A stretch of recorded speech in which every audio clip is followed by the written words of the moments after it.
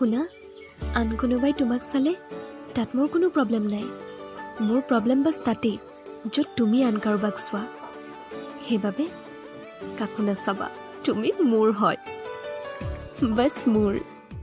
তুমি মোক হাজাৰ খং কৰিলেও হাজাৰ অভিমান কৰিলেও মই তোমাক অকণো বেয়া নাপাওঁ, কাৰণ মই ভালদৰে জানো তেওঁৰ ওপৰতহে খং কৰা যায়, তেওঁকহে অভিমান কৰা যায়, যাক আটাইতকৈ বেছি ভাল পোৱা যায়। আৰু তুমি কৰা খংবিলাকত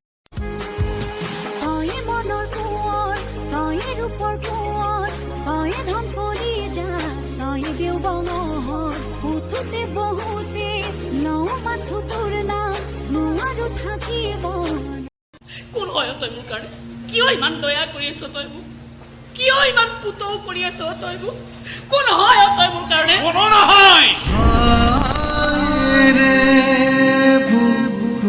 শুনিছ নহয়?